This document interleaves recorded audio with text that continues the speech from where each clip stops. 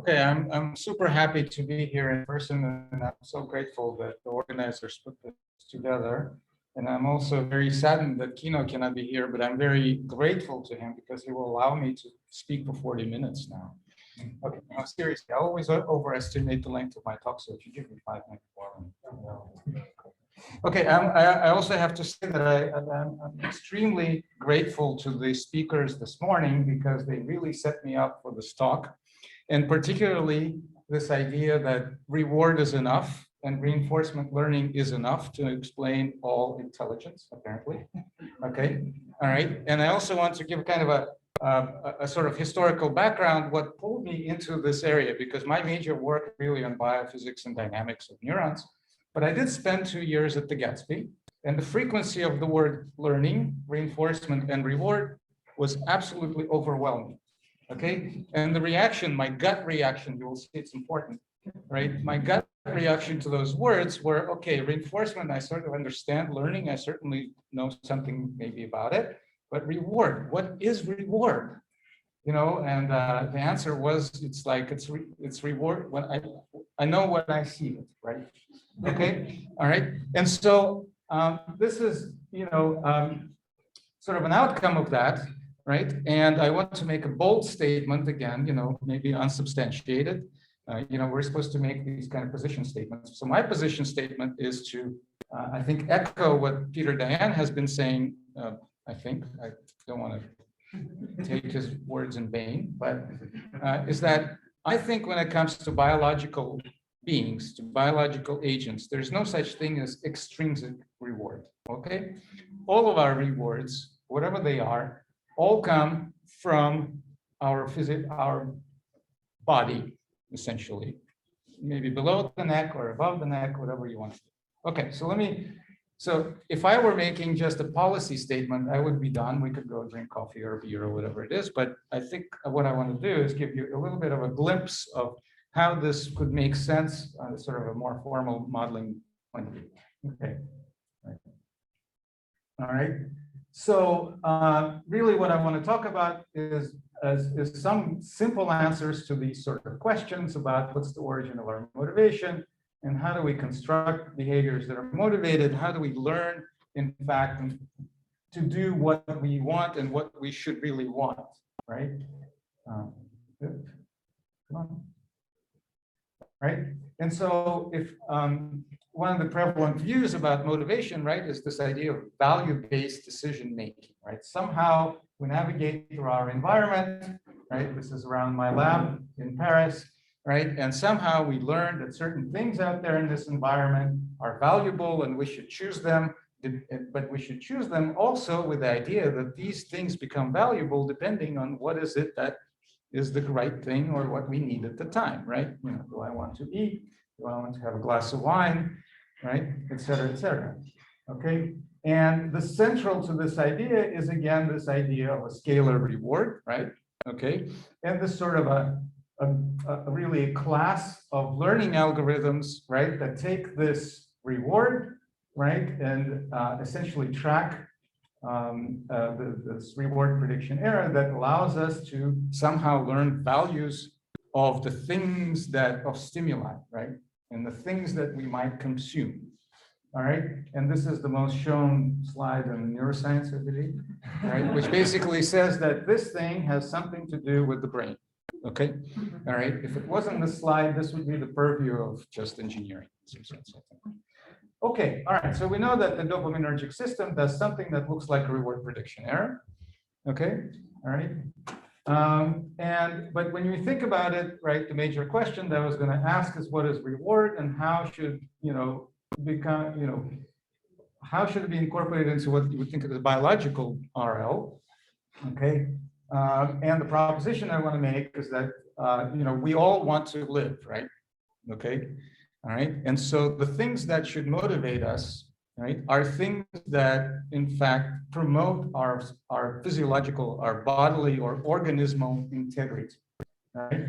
And so that leads us to this homeostatic hypothesis for motivation. This is nothing new. This has been around since the last century. If you read papers by Hull, for example, this is what you get, Okay, this drive reduction theory of motivation that got thrown out for various reasons, right? And that rewards are really based on sort of signaling of these bodily needs to the central nervous system. So rewards are based on interoceptive signals. Okay. All right. Okay, so there is a, this idea of homeostatic regulation of behavior is, as I said, is a very classical idea, and usually, mathematically, it's sort of phrased in terms of control theory models, right? Where you have an effector, right, which somehow changes the world, for example, right? And you have a comparator of how, your actual state, how it compares to some set point, right? There's a deviation that's exerted by the environment, and then there's this sort of internal thing called the motivational system, right? Which then sort of defines the corrective response. Okay, all right. And so if you think about drive reduction theory, you might think that what's actually is in this motivational system is some kind of an encoding that maps the internal states, all right, to a drive variable. Okay, all right. Well, let me see what the next slide is. Okay, all right. Let's go with this. All right. So now there is a little sort of, I don't know when it's, I don't want to say problem, but there is a little difficulty with this picture, and that is we tend to do things before we really deviate. Okay. All right, if you eat only when your blood sugar falls high, you probably are not going to eat too much. You will pass out. Okay, all right, and various other things, right? If you're really dehydrated to the point where it's a problem at the physiological level, you're pretty much near dead. Okay, etc. Okay, so then the idea would be, and also, how do you learn these corrective responses, right? Okay, so this led me and my former student Mehdi Kiramati to a very simple proposal. All right. Okay. All right. That is to say, why don't we just hook up the drive function to a reinforcement learning system? Okay. And that allows us to define reward very naturally, what I think. Okay. So let me just kind of drive you through this. All right. So we know that all kinds of physiological states are signaled. There's a wonderful neural machinery that signals internal states to the dopaminergic system. Okay, all right. I'm not going to talk about that today, but we know that there is a sort of a substrate for that. So let me start out with this concept of the drive. Okay, so let's imagine that we have our homeostatic state space. Okay, let's imagine that we propose that there is an optimal point, right? The set point, settling point, whatever you want to call it. This is where you want to be, right? 36.6 Celsius. Okay, all right. And let's imagine that our agent or our animal was deviated somewhere in the space. Okay, so now we can define a mapping between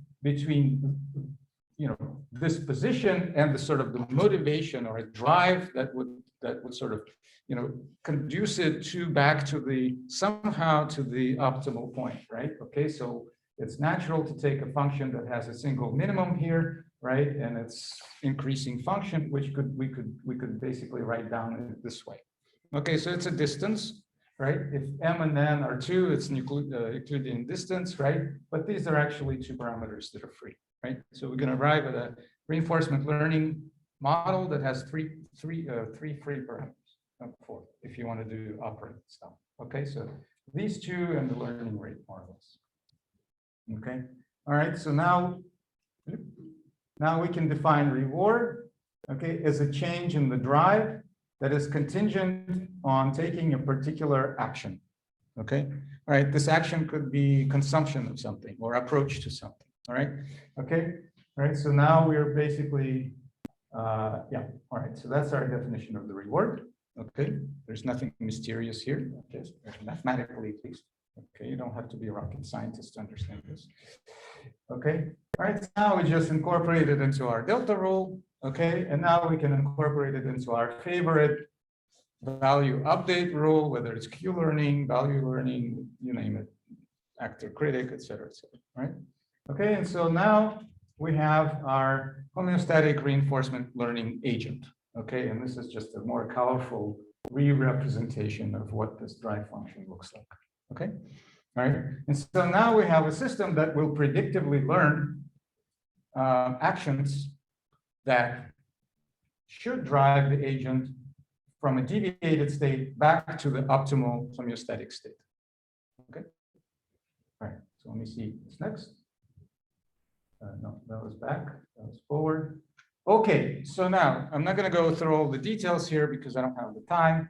But one is you, by just knowing a bit of algebra, okay, you can show that this is a normative theory, right? So maximizing reward or sum of discounted rewards, right, is absolutely identical to minimizing sum of discounted drives or deviations.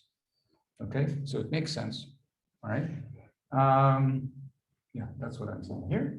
Okay, and then there is a bunch of properties of these agents that just fall out if you know a little bit of calculus and you know how to do chain rule, right? It all kind of falls out that you get that. Of course, the reward value increases with the dose of outcome, which makes sense. Okay, all right. That the value is state dependent, meaning the more deviated you are, the more valuable, the more value you would, as pre-learned value would assign to a particular outcome or action. Okay, so yeah, right. So that's another way, right? It's excitatory effect of deprivation on the rewarding value of outcome. Okay. All right, so you can show that there are inhibitory interactions between multiple drives, and particularly deviations in the irrelevant drive, right, would inhibit responding to sort of what we call relevant drive, okay? So risk aversion and loss sensitivity fall out straight from this, so you get bounded rationality agents without having to do any other stuff, okay? And then there's a bunch of other stuff I can't do. All right, so what I want to do now is to give you two examples of where this framework can be applied. And if I don't have enough time, I'll just do one example and go to the conclusions, okay? All right, okay. All right, so the first example is anticipatory response. All right, so I told you that we eat, we drink, we shiver before we are actually deviated physiologically, okay? All right, and so a kind of a classical experimental setup for studying anticipatory responding, or at least it was maybe, you know, in the last century, right, was these anticipatory shivering. Okay, so the experiments went like this. You have a rat that sits there happily, okay, and you can douse it with cold water, right, and the Pavlovian response to that is to shiver, okay, all right. So now you can do Pavlovian conditioning experiments. So you ring a bell, all right, followed by the cold shower, okay? And what you see is that progressively the animal will learn to shiver on this, yes, on the bell, okay? All right. Okay, so now we've constructed sort of our little HRL rat, okay? All right, and put it through this kind of a conditioning experiment, simulated experiment. Okay, so first of all, if you look at what's going on in this state, you see that our agent correctly learns not to shiver, okay? All right, if we look at this state, we see that our agent correctly learns to shiver, all right? So let's look what's going on in this state, okay? What we see is that, you know, at first it learns not to shiver, but then there is a crossover where the agent starts to learn that, in fact, it should start shivering at here, right? It's not deviated here, so it's predictively starting to change its internal state, okay? All right, and in fact, if you look at the long state scale of things, and if you look at what happens to the internal state of our agent, what you see is that, in fact, you know, counters the initial sort of average deviation and re-optimizes its internal state, okay? All right, so let's kind of zoom in here and see what happens, all right? So if we look at what happens before it completely learned to re-optimize its internal state, we see that there are these negative deviations in the internal state temperature, right? That's because it's being doused by water, okay? All right, and then eventually it starts to sort of produce these positive deviations, right, that precede the negative deviations, right? So this is the predictive sort of preemptive response that it's learned. And if you unpack what's going on here when it's already learned to re-optimize the internal state, what you see is that there is these positive deviations in the internal temperature, right, that counter the negative deviations, right? And on the average, they basically lead to no deviation whatsoever. Okay, and you can actually show how strong these should be. All right. Okay. So what's the take-home message? Well, our little HRL agent learned what it really should do to stabilize its internal state. Okay, and also interestingly hidden in here is that we started out with a completely homeostatic theory, right? There's a set point, all right, and we ended up with an agent that's doing allostatic control, all right? Okay, that it's actively changing its internal state, right? In predictive counter action to the internal deviation, right? So it's raising its body temperature. Okay. All right. Okay. So, oops. All right. Second example I want to tell you about, right? And this is really just science being done here. So we haven't published it. So this is totally new. So you guys, you can scoop us now if you want. Okay. But then I'll be very upset. All right. So we've been trying to develop a theory now for seeking nutritive outcomes in anticipation of sort of homeostatic needs, right? And the data shows that these nutritive outcomes, they acquire a value that appears to, of course, depend on the internal state, right? And they're really taste dependent. Okay. All right. This is not even a scientific statement, right? This is a kind of a pop science statement, right? You like hamburgers when you're hungry, right? But if you've eaten 10 of them, right, the 11th burger really, makes you kind of not so well. Okay. All right.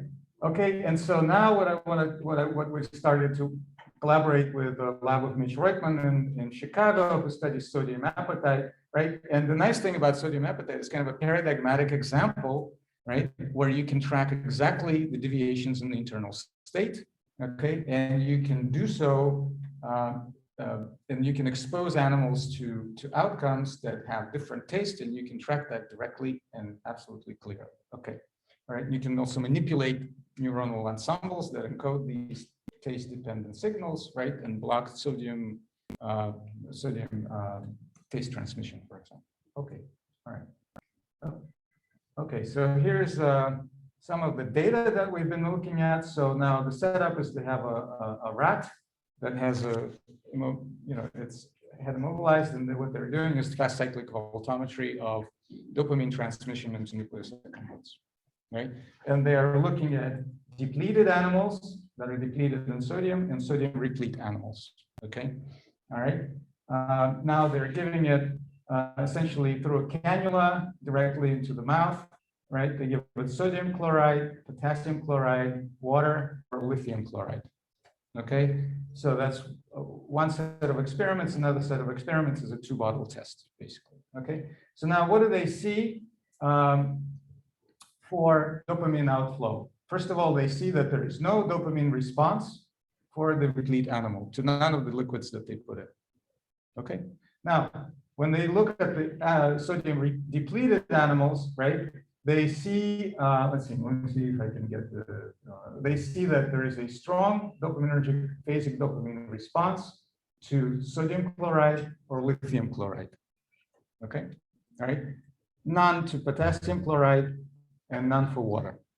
Okay, so it looks like there is dopaminergic response only for the substance that the animal needs, okay, or another substance that has the same taste. Okay, and they did some experiments to basically determine that it's the same taste receptors that are affected by lithium chloride. Okay, of course, with the caveat that it can't be too much lithium because lithium makes the animals sick eventually.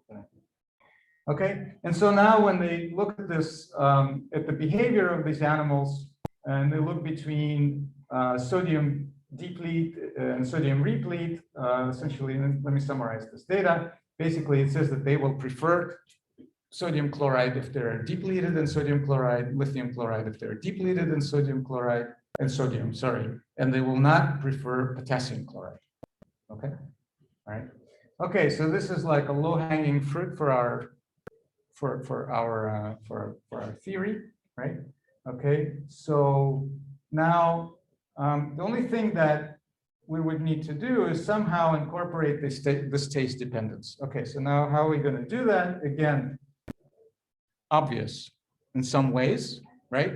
Is what we're going to do is we're going to say that the reward, as we've defined it, is not going to be actually dependent on the physiological impact of whatever it is that you consume, right? But on a sensory estimate of that impact. So here it would be a gustatory estimate. Okay. We're also going to propose that it can be at least partially learned. Okay. All right. And then you can think about how would we learn this association between the taste and the physiological impact, and you can propose any number of learning frameworks, right? And we're just going to use a simple delta rule. So very much same kind of a delta rule that we use for reward, right? We're going to use for the taste, all right? And so now we start with our homeostatic reinforcement learning system, right? And what we're going to do is we're going to add to it this gustatory learning system. Okay, all right, and now we get what I call it a GHRL, gustatory homeostatic reinforcement learning. Okay, all right, okay. So now, of course, we can use our GHRL agents, right? And the game that we play is a fairly standard game, right? We take a GHRL agent, we optimize its free parameters, so it gives us the behavior that we see in the experiment. So preference scores, right? And consumption of the liquids, right? Both the ones that have the sodium taste, right? Or the sodium taste plus the sodium impact, right? And those that have no sodium taste, okay? All right. And then once we've done that, what we can do is we can open up the black box and see if the reward prediction error signals that are like here, right? Actually, how do they map onto what Mitch sees in his lab when he looks at the fast cyclic voltammetry? All right, okay, all right, no surprises here. I wouldn't be showing this to you if it didn't work, right? Of course it works. Okay, all right. Well, it works if you squint, okay? All right, so we qualitatively can show so that if you now expose your animals that I showed you to sodium chloride, potassium chloride, or lithium chloride, in the deplete condition, right? Just like in the data, for our agent, you see RPE responses for sodium chloride and lithium chloride, and nothing for potassium or water. Okay, all right. If you replete it, I'm not even going to show it because it all looks like zero, right? So it's not exciting to look at.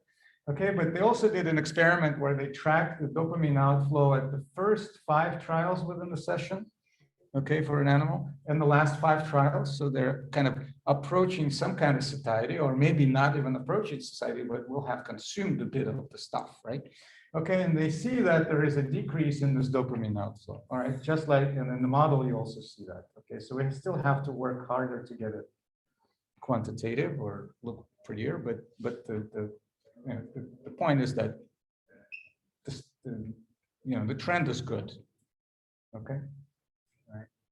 Okay. And so maybe I'm even done before my time, but anyway, let me just summarize. So what I've told you, right? So we've provided a homeostatic definition of reward, right? That leads to normative theory for maintenance of physiological stability and reward collection. So we've gone from sort of, an economic maximandum to homeostatic minimandum, right? Maximizing physiological stability. Okay, all right. So I've showed you that you can expand it to kind of a gustatory homeostatic reinforcement learning, but gustatory is really just a placeholder for any kind of sensory learning, right? Okay, and then the GHRL, could explain the sodium appetite data, right? I don't have time to show you, but we also applied the same idea to cocaine escalation paradigms, dose precipitated relapses, right? And we are now developing a continuous time and space HRL agent in behavioral behavior, in the environmental behavior. So the future is very bright, okay? All right. I mean, this is just a kind of a beginning and a backbone of a theory. There you can ask thousands of questions about it. All right. So we're thinking about the sort of state-dependent and taste conditioning now, operant conditioning, right? This is a perfect framework to think about multiple nutrient or multiple reward modality interactions, right? The drive function tells you how they will interact, and the parameters of the drive function can actually modulate how these things will interact. So multiple constraints to satisfaction, right? So it's a allostatic theory, right? We started with homeostasis, we ended up with an allostasis, right? Okay, so now an important question to ask is that, okay, so we've now defined reward. Okay, so it's not just an ad hoc sort of number, all right? But we've kind of swept this under the rug because we now have to define the drive function. So where does it come from? So we have some loose ideas about it as being related to survival probabilities. Okay, we can also relate it to surprise a la Friston. Okay, but still it's an open question. Okay, so what about going beyond primary rewards, social rewards, monetary rewards? Now Kino and Chris Morfeld actually already gone in that direction and took our model and applied it to monetary rewards in humans. Okay, suggesting that amazingly humans also have these internal sort of allostatic goals for financial gain. Right, so it's not just unbridled avarice, you know, of some sort. Okay, and then last but not least is this idea of studying autonomous agents in complex environments and trying to understand whether this sort of representation of or modulation of reward and base reward on internal state would endow agents with some sort of an advantage. Okay, and now I'd like to thank my collaborators. So Mehdi Kiramati, who really started this whole thing. All right, and Alexei Juriez, who's been working on the sodium appetite together with Mitchell and Tetsu, and Clemens Bergera also, who has worked on this stuff. Okay, and